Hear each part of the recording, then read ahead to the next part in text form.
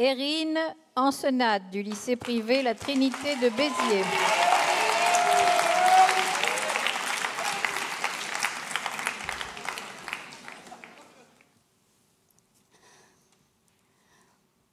Bonjour mesdames, messieurs, membres du jury.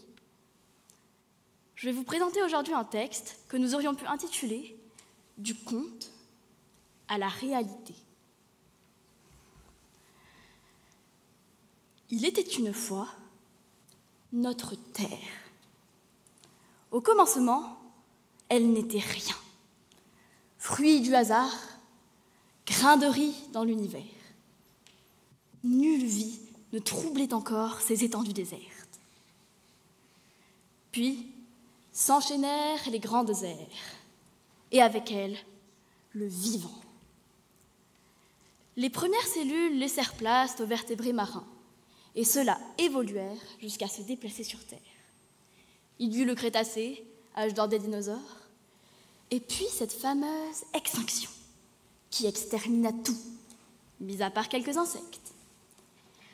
Celle-ci permit alors, après des milliers d'années et par le développement des mammifères, d'aboutir enfin à ce que certains considèrent comme la création suprême. Je parle bien sûr d'Homo sapiens, l'homme moderne. L'être humain fut donc créé, mais de la préhistoire déjà, et jusqu'au temps moderne, il devint irréfutable qu'il était atteint d'un mal incurable. Hélas, c'était ainsi. L'humanité manquait d'humanité. Oui, vous avez bien entendu. L'humanité manquait d'humanité. Le virus était redoutable.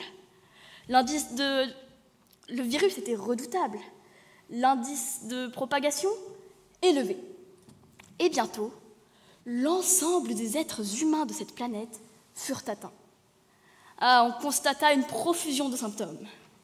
Le premier, et le plus évident, se traduisit par son avidité, son ambition démesurée. L'homme en voulait toujours plus. Il vit toujours plus haut, toujours plus loin. À travers ce qu'il nomma lui-même le progrès de la science, il s'appropria les ressources de sa planète Terre, se hissa au sommet de la chaîne alimentaire. Désormais, il ne craignait rien. Il régnait en maître et d'une main de fer sur cet incroyable écrin de vie, cette oasis qui eut la bonté de l'accueillir. Et, inévitablement, l'être humain la laissa dépérir. Il y eut encore sa tendance prononcée pour l'autodestruction. J'entends par là qu'Homo sapiens fut capable de diviser sa propre espèce en moult communautés. Autant d'escadrons belliqueux n'attendant qu'un prétexte pour s'entretuer.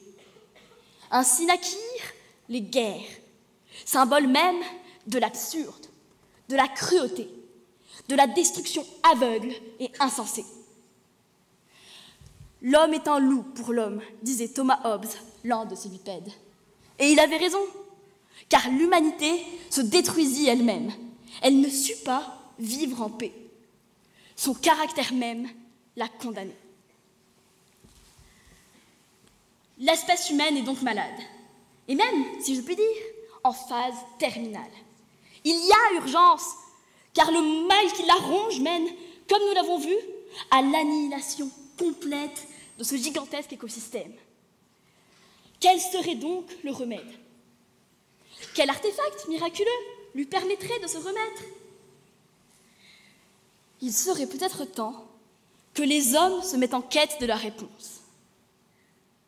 Pour cela, ils devront nécessairement emporter plusieurs choses dans leur bagage. Une volonté profonde de changer les choses, une meilleure écoute du monde qui les entoure, et l'espoir inchangé de voir émerger un monde meilleur. Ils devront persévérer, poursuivre la lutte contre vents et marées. Alors, dans un futur hypothétique, mais juste et équilibré, le conte sera enfin achevé. La Terre retrouvera sa sérénité d'antan, à l'époque où l'humanité ne l'avait pas encore mise en danger. Car, qu'on se le dise, après des millénaires passés à endurer la folie meurtrière des hommes, notre planète le mérite bien.